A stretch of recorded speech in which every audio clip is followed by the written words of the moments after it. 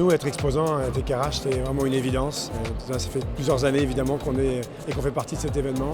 C'est l'endroit, le moment dans l'année où tout l'écosystème RH et de tech du Québec peut se rencontrer.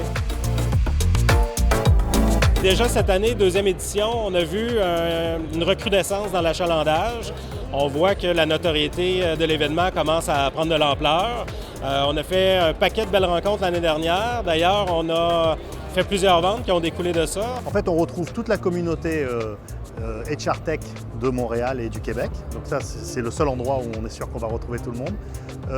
Et ça nous permet d'avoir accès également à toutes les entreprises québécoises, au-delà aussi, mais notamment québécoises, qui sont quand même notre cœur d'affaires, nous, ici. Venir au TechRH, ça a un impact positif au court, moyen et long terme, parce qu'ultimement, encore une fois, le but, c'est de s'exposer un peu plus à des gens qui ne nous connaissent pas.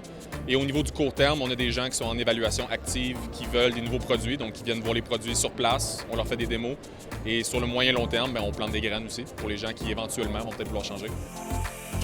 C'est une belle journée de réseautage, c'est une belle journée d'opportunités, c'est une belle journée de rencontrer des gens qui sont intéressants, engagés dans leur métier, dans leur profession, puis de nous mettre en lumière.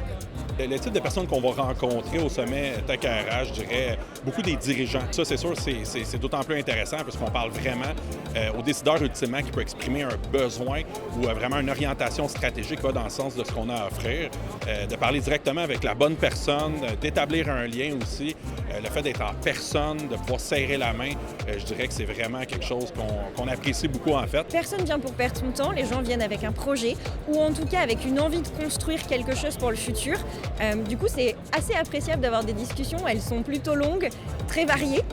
Donc, c'est vraiment un super salon pour ça. C'est vraiment une classe à part ici. On est vraiment sur des décideurs, des personnes qui, on sent bien, sont matures dans l'organisation, sont des gens qui sont capables de prendre vraiment les devants, des décisions, des visionnaires aussi.